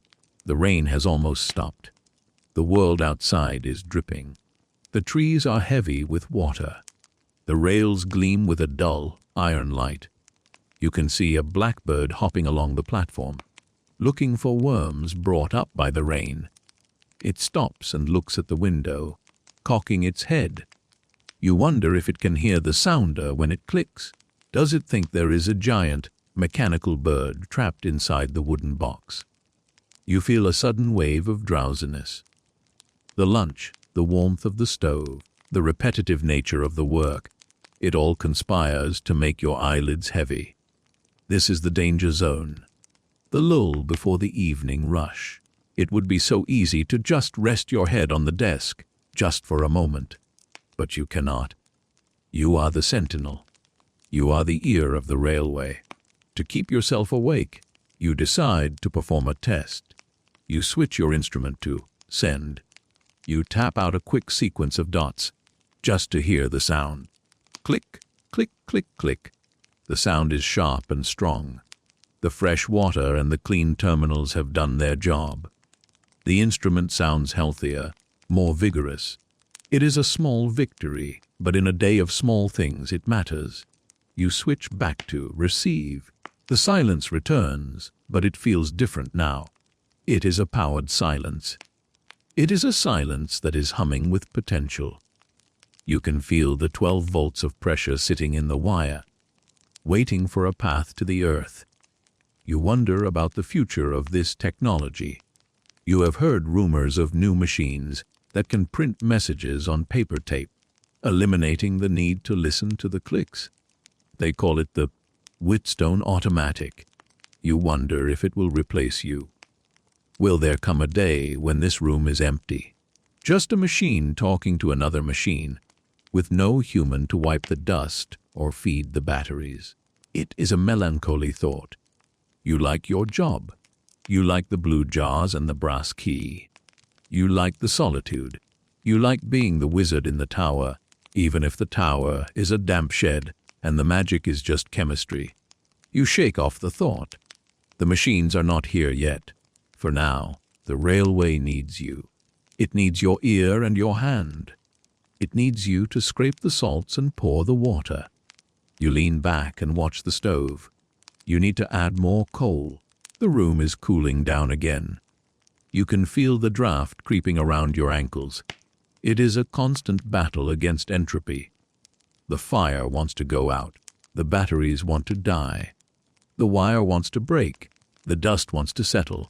Your job is to hold it all back, day after day. You stand up to get the coal bucket. As you move, you catch a whiff of the gutter. Perch a wire as it warms up near the wall. It is a faint, rubbery smell. It mixes with the smell of the coal and the soap on your hands.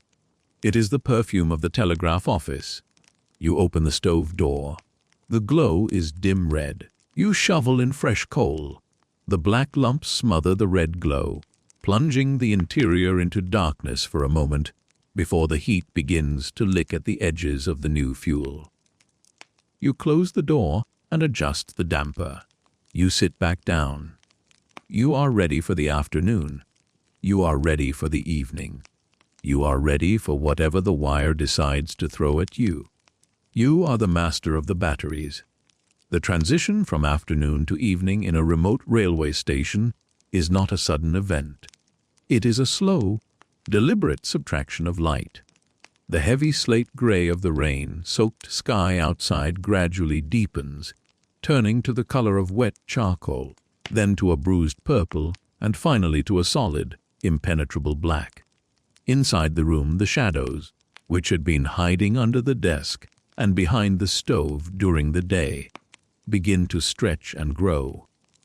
They creep across the floorboards like spilled ink, claiming the corners of the room first, then the walls, until you are sitting in a twilight gloom that makes reading the message pad a strain on the eyes. You have delayed this moment as long as possible. There is a certain reluctance to admit that the day is over, a desire to hold onto the natural light until the very last photon has been squeezed from the sky. But now, the text on the pink paper is becoming a blur of gray on gray. You can no longer see the individual strands of copper wire on the battery shelf. It is time. You must push back the night. You push your chair back and stand up. The movement feels louder now that the visual world is dimming. You navigate the semi-darkness by memory, your boots finding the path between the desk and the supply cupboard without hesitation. You know exactly where the corner of the stove is. You know the exact location of the coal bucket handle. You are a creature of this habitat, and you could navigate it blindfolded. You open the cupboard door. On the middle shelf sits the lamp. It is a sturdy, utilitarian object built for the railway. It has a heavy brass base, weighted with lead to prevent it from tipping over when the express trains shake the foundations. The reservoir is a bulbous belly of metal, and rising from it is the burner, topped with a delicate glass chimney. You lift it out with 2 hands. It is heavy, sloshing slightly with the oil inside. You carry it to the desk and place it in the center, clearing a space among the papers. This is the lamplight on the desk, the defining aesthetic of your evening shift. For the next few hours, your entire universe will be defined by the radius of this light. Everything outside of it will cease to exist. You begin the ritual of illumination. First, you remove the glass chimney. You handle it with extreme care. It is fragile, and if you break it, you will have to finish your shift by the light of the open stove door, which is romantic in novels, but impractical for reading Morse code. You set the glass down on a safe corner of the blotting pad. Next, you inspect the wick. It is a flat ribbon of woven cotton, blackened at the top from the previous night's burn.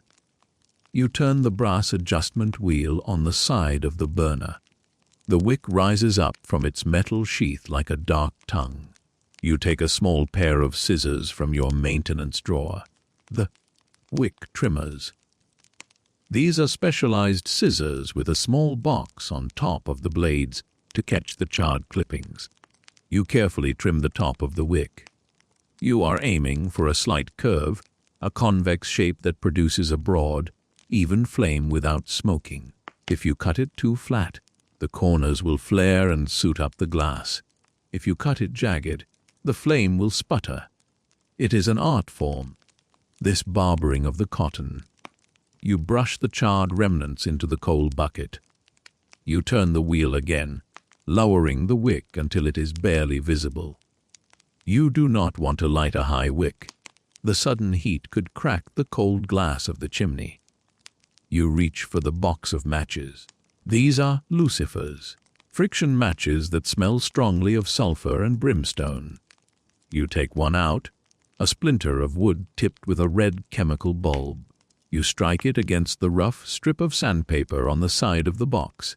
Scritch. The sound is loud in the quiet room. A spark jumps, and then a flame bursts into life, blue at the base and yellow at the tip. A plume of acrid white smoke curls up, smelling sharp and biting. You cup your hand around the flame to protect it from the drafts that are still sneaking through the window frames. You bring the match to the wick. For a second, nothing happens. Then the oil-soaked cotton catches. A small, hesitant flame flickers on top of the burner. You watch it for a moment, ensuring it has taken hold, before shaking the match out and tossing the blackened stick into the stove. Now comes the delicate part. You replace the glass chimney. You slide it down over the flame, settling it into the brass gallery springs. The flame jumps instantly, drawn up by the sudden draft created by the chimney. The light brightens, changing from a weak flicker to a steady, golden glow. You turn the adjustment wheel slowly, raising the wick. The flame grows, broadening and brightening, filling the glass tube. The transformation of the room is immediate and dramatic. The gray gloom is banished, pushed back to the very edges of the room. A circle of warm, yellow light pools on the desk. It illuminates the brass of the sounder, making it gleam like gold. It lights up the pink message pads, turning them a soft coral color. It catches the dust motes in the air, turning them into floating sparks. You sit down. The light is warm on your face. It feels physical, a gentle pressure against your skin. You can smell the oil now. It is a distinct scent, heavier than the coal smoke, greasy and slightly sweet. It is the smell of the night shift. It is the smell of Victorian intellectual effort. You look at the window. The glass has undergone a shift. During the day, it was a portal to the outside world, a frame for the rain and the tracks. Now, with the darkness outside and the light inside, it has become a black mirror. You can no longer see the tracks. You can no longer see the trees. All you can see is the reflection of the room. You see the lamp, hanging in the void. You see the desk, distorted by the ripples in the old glass, and you see yourself. You look at your reflection, a pale face floating in the darkness, eyes shadowed by the brim of your hat, which you have put back on, as the temperature has dropped with the sun. You look like a ghost haunting your own station. There is a psychological effect to this mirroring that historians of architecture and psychology sometimes debate. Does the black mirror effect of the night window increase the sense of isolation, turning the viewer back upon themselves, or does it create a sense of security, a visual wall that separates the cozy interior from the wild dark? Tonight, it feels like a wall. You are sealed in. The world has shrunk to a 10-foot square box. The universe consists of you, the stove, the lamp, and the wire. You turn your attention back to the desk. The light casts long, sharp shadows. The shadow of your hand, as it rests near the key, is a giant, dark claw stretching across the message pad. The shadow of the inkwell is a long, black tower. You have to position your paper carefully to avoid writing in your own shadow. The sounder clicks. Click, clack. The sound seems louder now. In the daylight, the sound had to compete with the visual noise of the rain and the view. Now, in the visual silence of the lamp-lit room, the auditory signal is dominant. It cuts through the stillness. It is a routine check from the junction. LINECLEARFORGOODSO. You reach for the key. The brass reflects the lamplight. As your fingers move, streaks of gold dance on the metal surface. You tap out the reply. The rhythm of your own sending sounds crisp and authoritative in the quiet night. You realize that your sense of hearing has sharpened. You can hear the hiss of the oil burning in the lamp, a faint, high-pitched song. You can hear the cooling ticking of the stove. You can hear the wind sighing in the chimney, a sound that feels more mournful now that you cannot see the wind's source. There is a fringe theory among telegraph historians about the night fist. Some operators claim that a person's sending style, their fist, changed at night. They argued that in the dark, operators became more relaxed, their sending more fluid, more musical. The strict discipline of the daylight hours, enforced by the presence of station masters and clerks, evaporated in the solitude of the lamp. The night wire was a looser, more expressive place. You listen to the incoming signal. Is it looser? Perhaps. The dots seem a little softer, the dashes a little longer. Or perhaps it is just your imagination, softened by the yellow light. You pull the ledger towards you. This is the Train register book.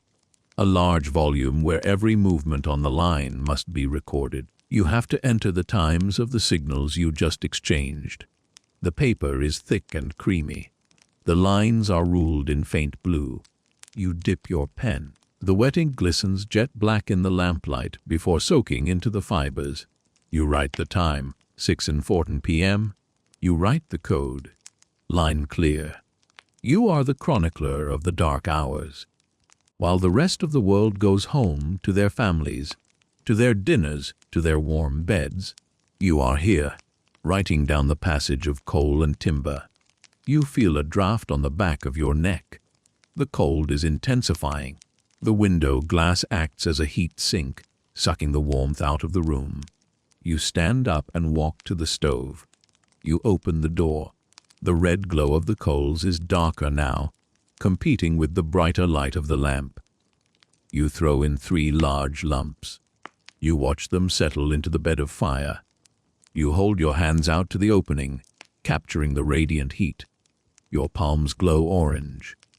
You rub them together, savoring the friction.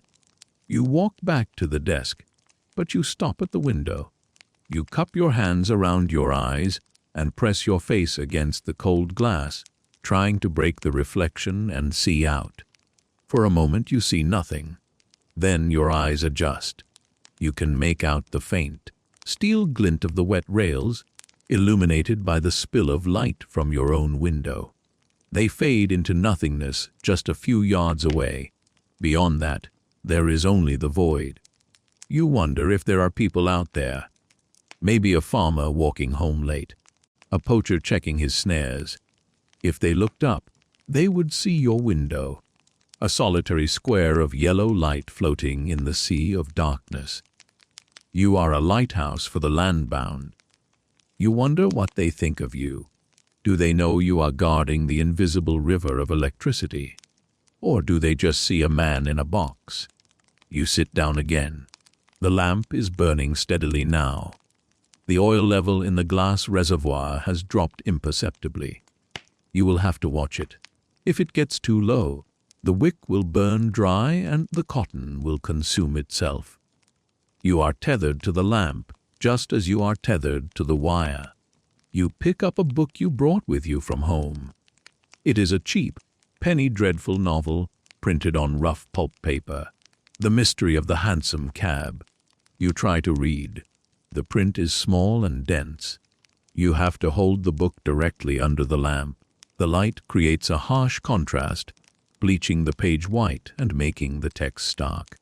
After a few pages, your eyes begin to water. This is the telegrapher's squint, a common ailment. The combination of staring at the needle and reading in bad light takes its toll. You put the book down. It is better to just think. You think about the oil in the lamp. It is likely paraffin, a product of the new industrial age, distilled from coal or shale.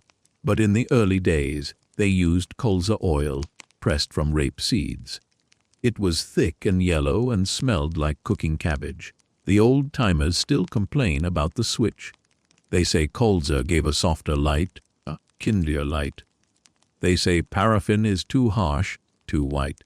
You think they are just nostalgic for the smell of cabbage. You notice a moth fluttering around the chimney of the lamp. It bumps softly against the hot glass. Tick. It is drawn to the light, just as you are. It circles frantically, confused by this miniature sun. You watch it with a detached sympathy. You are both trapped in this room, orbiting your respective centers of gravity. The sounder wakes up again.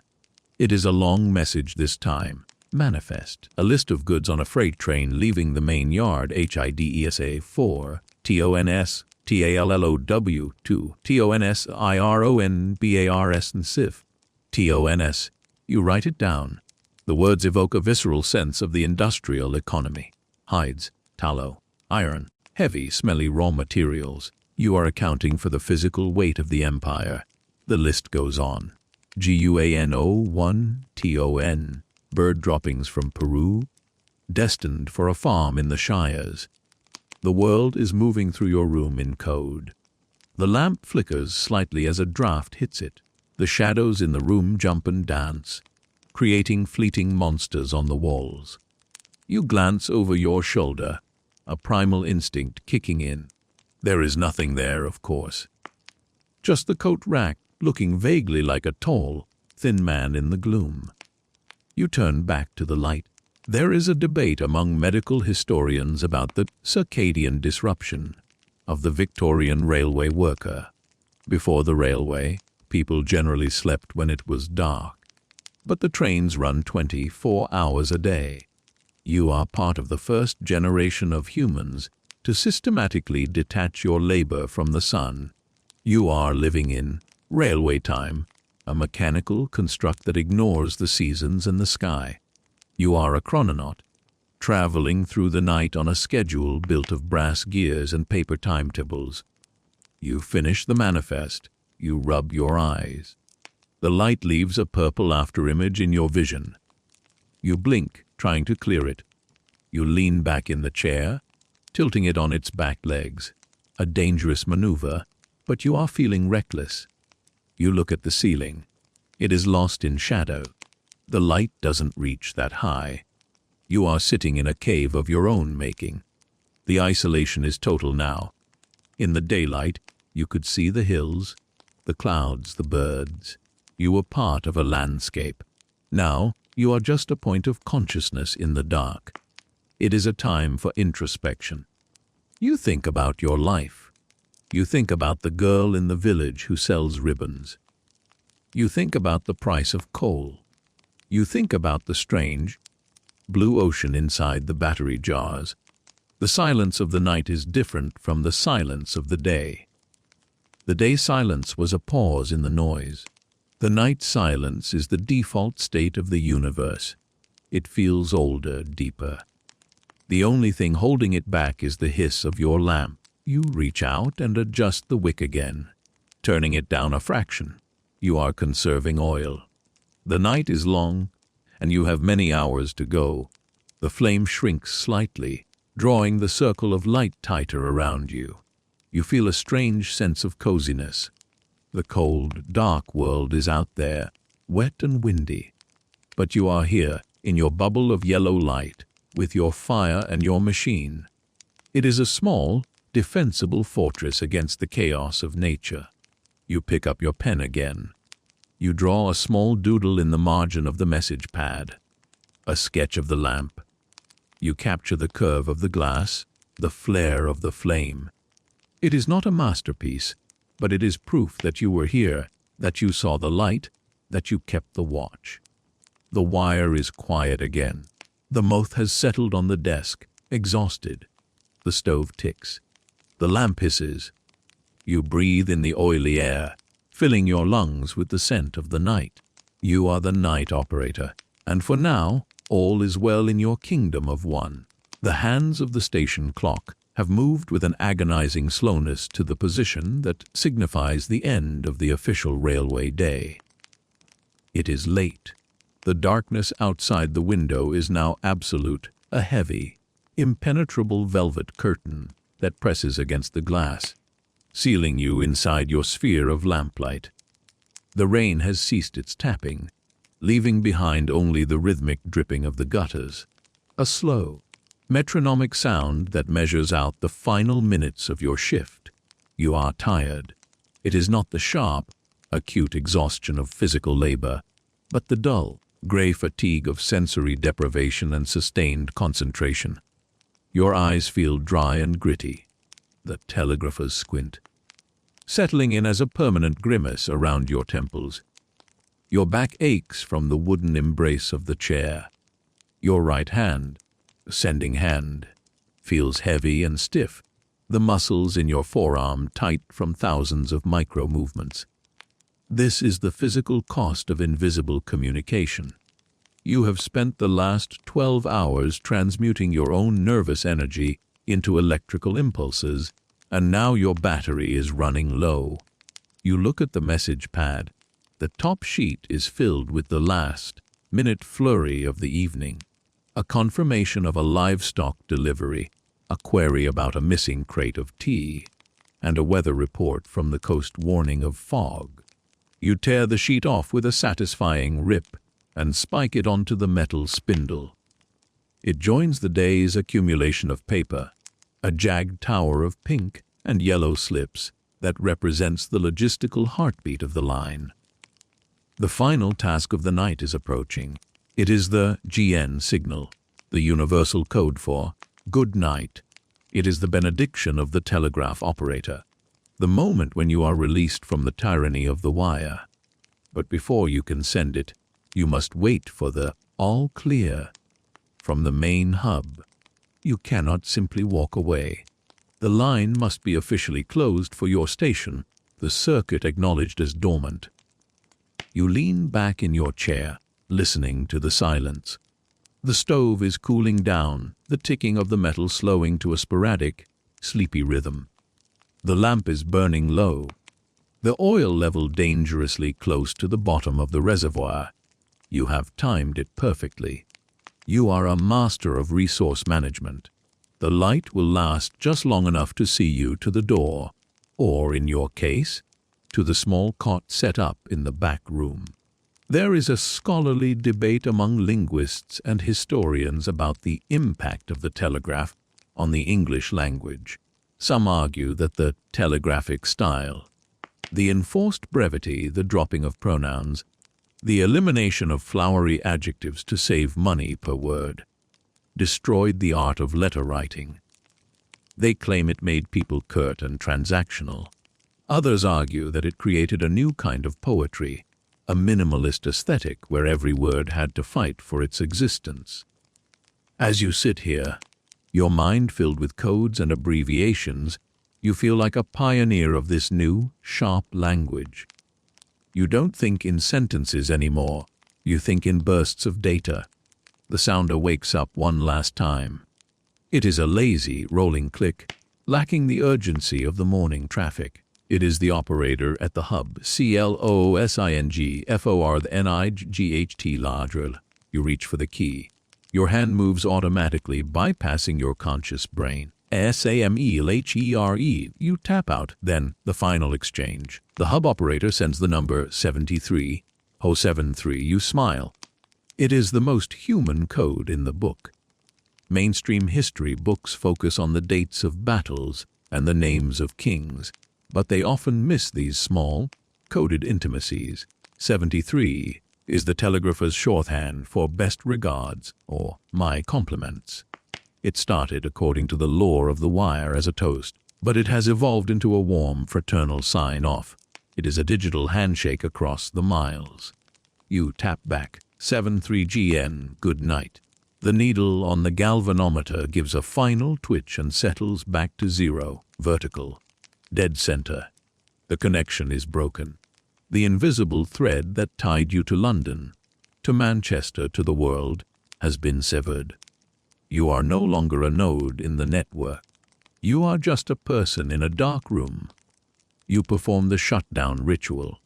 You reach out and slide a small brass bar on the base of the instrument. This is the lightning arrestor switch, or the earth switch.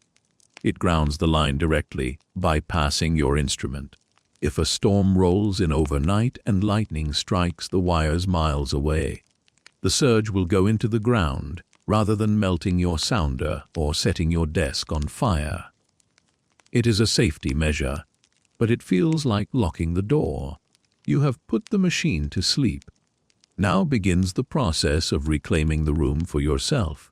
You stand up, your joints popping in the quiet air. You walk over to the battery shelf. You don't need to do anything to them. They work 24/7, but you give them a nod of respect. They will simmer away quietly in the dark, holding the potential for tomorrow's conversations in their blue depths. You move to the window. You pull down the heavy roller blind. It comes down with a dusty, sure thump, blocking out the black mirror of the glass. The room feels instantly smaller, cozier. You are no longer exposed to the night. You are contained. You walk to the stove. It needs to be banked for the night. This is a delicate operation. If you let it go out, You will wake up to a freezing room and have to start from scratch with kindling. If you leave it burning too hot, you waste coal and risk burning the place down. You take the shovel and scoop up the slack, the fine coal dust and small chips at the bottom of the bucket. You spread this layer of dust over the glowing embers. This chokes the air supply, forcing the fire to smolder slowly rather than burn brightly. It covers the red glow, plunging the corner of the room into shadow. You close the iron door and adjust the vent until it is barely open. The stove settles into a low, murmuring hum. It will hold this heat for hours, releasing it slowly into the room like a cast iron radiator. Next, the desk. You cannot leave it in disarray. A chaotic desk leads to a chaotic mind, and a telegrapher needs a mind like a ruled ledger. You gather the pens and place them in the tray. You cap the inkwells tightly. You take the chamois leather and wipe down the brass key one last time, removing the sweat and oil of your fingers. You want it to be cool and clean for the morning. You pick up the stack of message pads and place them in the drawer. You align the ledger with the edge of the desk. You blow away a speck of dust. The workspace is pristine. It looks as if no one was ever there. It is a blank slate waiting for the next day's history to be written on it. You pick up the lamp. This is your only light source now. You carry it with you as you move to the back of the room. There is a small door here, often unnoticed by visitors. It leads to the porter's room, or the lamp room, a tiny closet-sized space where you keep the cleaning supplies and, more importantly, your cot. In remote stations like this, the operator often sleeps on site.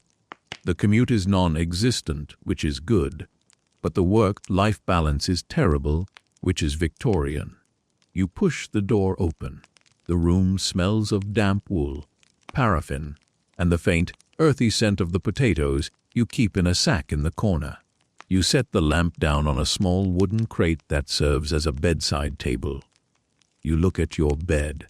It is a narrow, iron-framed cot with a thin mattress stuffed with horsehair or straw. It is not luxurious, but right now, it looks like the most comfortable object in the universe. You sit down on the edge of the mattress. The springs creak loudly, a metallic protest that echoes in the silence. You begin to unbutton your waistcoat. Your fingers are clumsy with fatigue. You drape the waistcoat over the back of a chair. You unbutton your collar and remove your tie.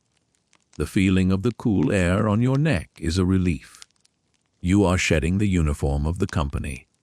You are shedding the identity of the operator. You untie your boots. This is the best moment of the day. You pry them off, using the toe of one boot to hold down the heel of the other. They hit the floor with a heavy thud. You wiggle your toes in your wool socks. The relief is instant. Your feet have been confined in stiff leather for 14 hours. They expand, breathing in the freedom. You stand up and peel off your socks, hanging them near the door where the warmth from the main room might reach them. You are stripped down to your shirt and trousers. You shiver slightly. The back room is colder than the operating room. You pull back the heavy wool blankets on the cot. They are rough and scratchy, railway issue, gray wool that could probably stop a bullet and definitely exfoliates your skin. You crawl in. The sheets are cold, shocking your skin. You curl up into a ball, shivering, waiting for your body heat to create a warm pocket.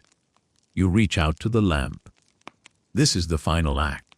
You turn the brass wheel, lowering the wick until the flame is a tiny blue bead. Then, you cup your hand behind the glass chimney and blow sharply down the top. The flame vanishes. The room is plunged into instant, total darkness. For a moment, you are blind. The afterimage of the flame floats in your vision, a purple ghost dancing in the blackness. Then, the smell hits you. The smell of the extinguished wick, that distinct, acrid scent of smoldering cotton and hot paraffin. It is the smell of the end of the day. It hangs in the air for a minute before slowly dissipating. You lie there, listening. The silence is different now. It is not the expectant silence of the waiting wire. It is not the heavy silence of the boredom. It is the restive silence of the night. The station is asleep. The machine is asleep. The batteries are asleep. You can hear the building settling. The wood contracts in the cold, making sharp ticking sounds. You can hear the wind moving around the eaves outside, a soft, brushing sound like a giant hand stroking the roof. You can hear the distant, rhythmic dripping of the gutter. Drip, drip, drip. Your mind begins to drift. It is hard to turn off the telegraph brain. You find yourself translating the sounds of the night into Morse code. The drip of the rain is a series of dots. E, the creak of the roof is a dash. T, you try to stop it. You try to think of soft, round things, sheep, clouds, steam. There is a fringe tidbit of medical history regarding a condition known as telegrapher's insomnia. Operators reported that after a long shift, they would hear the clicking of the sounder in their pillows. The brain, oversensitized to the auditory signal, would hallucinate patterns in the silence. You listen to your pillow. It is quiet. Thankfully, the phantom clicks are absent tonight. You think about the wires outside. In your mind's eye, you can see them stretching away from the station, invisible in the dark. They run through the wet fields, over the stone bridges, through the silent villages. They are cold and wet, but they are connected. Even in the dark, the physical connection remains. You are part of a web that covers the world. You wonder if HG at the junction is asleep yet. You wonder if the goods manager in London is in his bed. You are all suspended in this web, resting before the current starts flowing again at dawn. The cold of the sheets is fading, replaced by a cozy warmth. The rough wool of the blanket feels heavy and protective. You feel the tension draining out of your shoulders, out of your jaw, out of your hands. Your sending hand twitches once, a reflex, and then relaxes. You think about the concept of railway time. The clock in the other room is ticking away, marking seconds that are the same everywhere in the country. But here in the dark, time feels fluid. It feels ancient. You are just a human in a cave, hiding from the night. You take a deep breath. The air is cool and smells of the earth and the old wood of the station. It is a clean, grounding smell. You let your mind wander to the trains. You imagine the night mail train, the up special, which will pass through in 3 hours. You won't see it. You might sleep through it, but you know it will come. It is a comforting certainty. The system works. The wheels turn. The signals drop. You feel a sense of peace. You have done your job. You have kept the watch. You have moved the information. You have caught the creeping salts. You have fed the blue jars. You are a good operator. Your breathing slows. It matches the rhythm of the wind outside. The boundary between you and the station begins to blur. You are just another part of the infrastructure, cooling down for the night. The darkness is no longer heavy. It is soft. It is a blanket. It wraps around you, smoothing out the sharp edges of the code, dulling the bright points of the data. You drift. You float. You are a signal fading out on a long wire. You are a dot becoming a dash, becoming a silence. The station is quiet now. The metal voice of the sounder has been stilled, and the copper veins that run through the walls are resting, cold and silent. The great, invisible network that hums with the thoughts of the empire has loosened its grip on the world, allowing the spaces between the cities to return to their ancient, slumbering state. Outside, the rain has stopped completely. The clouds are breaking apart, moving slow and silent like ghostly ships across the sky, revealing the faint, watchful glimmer of the stars. The rails, wet and slick, catch the starlight and hold it, two silver ribbons vanishing into the void. They are waiting for the morning, just as you are. The wind has died down to a whisper, barely enough to stir the wet grass along the tracks. The trees stand motionless, their branches heavy with water, dark sentinels guarding the edges of your sleep. The world has slowed its pulse. The frantic energy of the steam age has evaporated, leaving behind only the steady, organic rhythm of the earth breathing in the dark. Inside your small room, the heat from the banked stove radiates gently, a soft, invisible warmth that pushes back the chill. The smell of the paraffin lamp has faded, replaced by the clean, neutral scent of the cooling air. The dust motes have settled on the floorboards, resting after their day of dancing in the convection currents. You are safe here. You are disconnected. There are no more codes to decipher, no more currents to manage, no more urgency to interpret. The wire is dead, and the silence is yours. It is a deep, restorative silence, heavy and soft like a velvet curtain drawn across your mind. Let yourself sink into the mattress. Let the rough wool become soft against your skin. Let your heavy eyelids close. There is no signal coming. There is no needle moving. There is only the quiet, the dark and the slow, steady beat of your own heart, sensing with the sleeping world, drifting deeper now. The station fades. The tracks fade. The wire fades. Good night, operator. Good night, watcher of the line. Good night.